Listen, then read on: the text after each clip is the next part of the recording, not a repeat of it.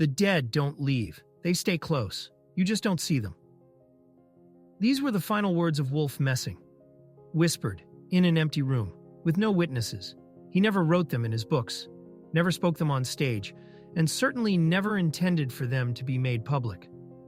But they remained, scribbled in a small note, tucked between pages of an old notebook, a notebook that was discovered years later. And with it, a secret. Today, you're about to hear something Messing said only once, something he would have taken to the grave, if not for one accident. This is not a prediction. This is a confession. The world knew him as a mind reader, a psychic, a legend of the Soviet Union. But in the final months of his life, he began to speak of something else. Not wars, not politics, but the dead. He said they are near, that they never leave, that we are wrong to believe we've lost them. According to Messing, what we call death is not the end, it's a crossing.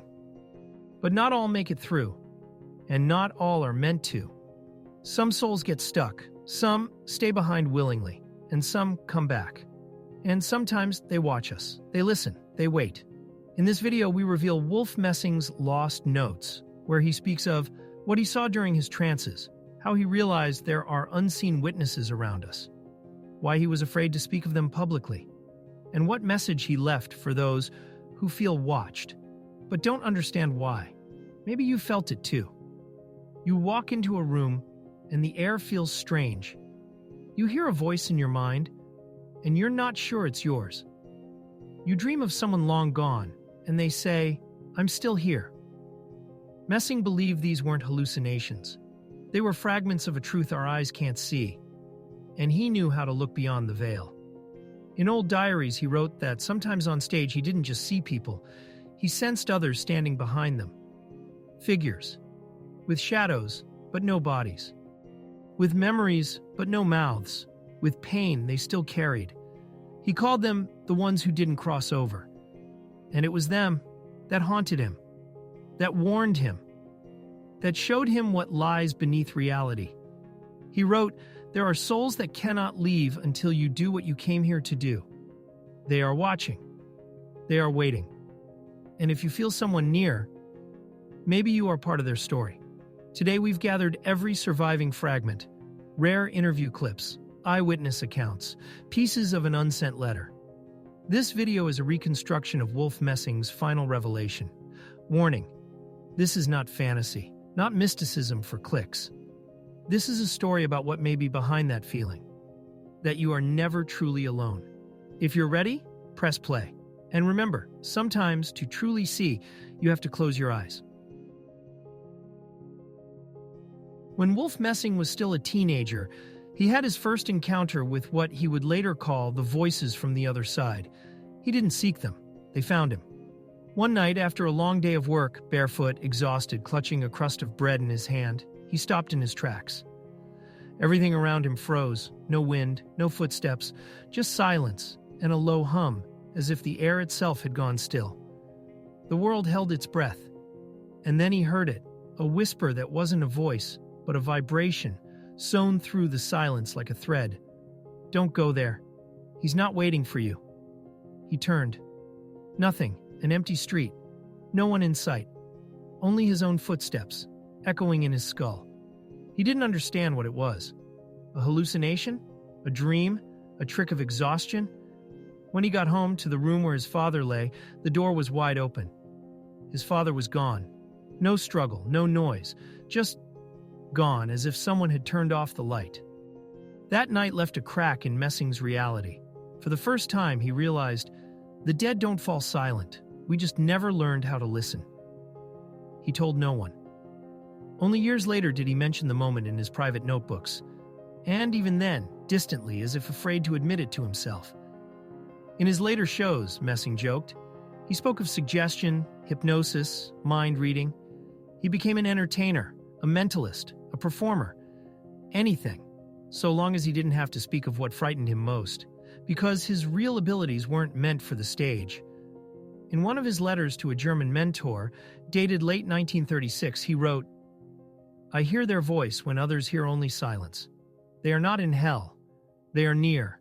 They stayed, not all of them, only those caught between layers.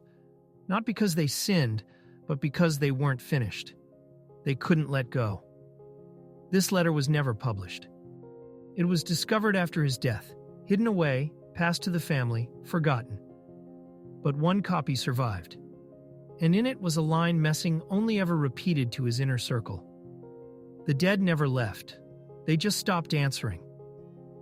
Over time, he began to notice patterns. He sensed that some souls don't go where the others go. It had nothing to do with religion or morality. He saw kind people trapped in the void and cruel ones vanish without a trace. Something else was holding them back. A feeling, he would later say.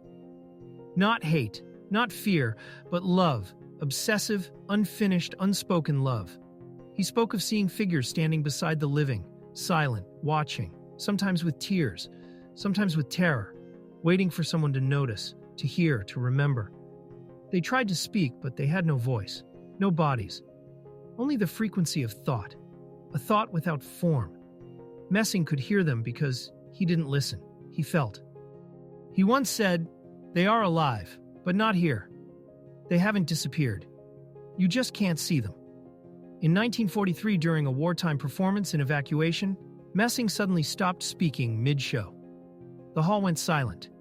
He closed his eyes, then opened them slowly. "I feel two souls here. One is a woman. She died in the blockade. She is searching for her son. He is here, alive." A man stood up, trembling. "That was my mother." Later, in his journals, Messing wrote, "Grief is a portal. In the rawness of loss, when the living are most open, the boundary between worlds becomes thin." He felt these presences most near those who had just lost someone. But then, he began to feel them everywhere. Theaters, streets, trains, not in the darkness, but in the ordinary. Just beside us. Psychiatrists called it delusion, hallucination. But those closest to him said otherwise. He wasn't mad. He just heard a different radio. His assistants feared these moments. They said his face would change when it happened. His voice slowed, flattened, as if something else was speaking through him. Once they found him collapsed on the floor in a trance. He was whispering, "Don't be afraid. They only want to be heard." Messing didn't believe in heaven or hell. He didn't believe in clouds and harps or flames and demons. He believed in frequencies. He believed the soul was not a body, but a vibration, a signal that remained in space, even after death. He once said, "If the dead stay close, it's because they want to be heard. Don't fear them. Fear the day no one hears you. Not here, not there." As the years passed, Messing began to notice. The souls that remained didn't act like ghosts. They didn't intrude or frighten. They were observers, like a background hum, like a melody you can't quite hear but still feel between the lines. He didn't understand at first why some departed and others stayed. It wasn't a scientific puzzle for him. It was personal. Sometimes he would feel a presence near him for days, on trains, in hotel rooms, in theaters. He wrote in his journal, "Some souls stubbornly refuse to leave. They are not angry. They simply left something unfinished. A gesture, a word, a final line, and until they complete it, they stay." Most of these encounters happened with soldiers, especially during the 1940s. He felt them standing near him during sessions with evacuees, at hospitals, in darkened halls.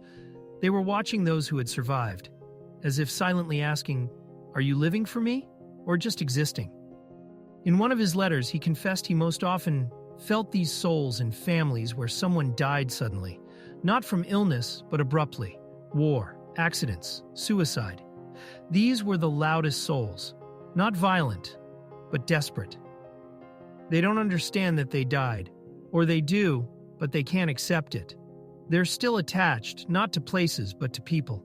Sometimes he knew a visitor was coming even before it happened. He would feel pressure in his chest, like the air was growing heavier. He'd sense scents, damp earth, iron, tobacco, and within a day someone would arrive.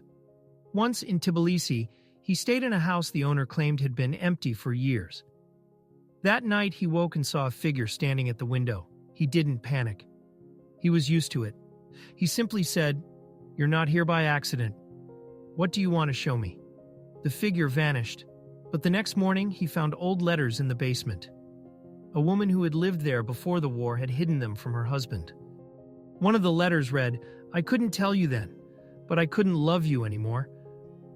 He gave the letters to the homeowner. She broke down in tears. It was her grandmother. She had never known the truth. Messing said, "Now she's gone." She waited to be heard. He believed souls stay not because they're cursed, but because they still hope. They wait for a chance to be understood, accepted, released. And when that chance doesn't come, they remain. Later, he noticed something. When the living welcomed the soul, didn't fear it, didn't push it away, something happened. He called it a knot unraveling. The air shifted, sensations changed, even voices softened. He claimed these moments never happened on stage, under lights. They came in silence, when a person was falling asleep alone or suddenly crying in a grocery store for no reason. That wasn't weakness. That was a soul nearby, whispering, "Listen, if you choose to, you can. If you don't, they'll leave. But they'll return again and again until you finally hear them." The older Wolf Messing became, the more he fell silent. His public performances lost their ease and grew shorter.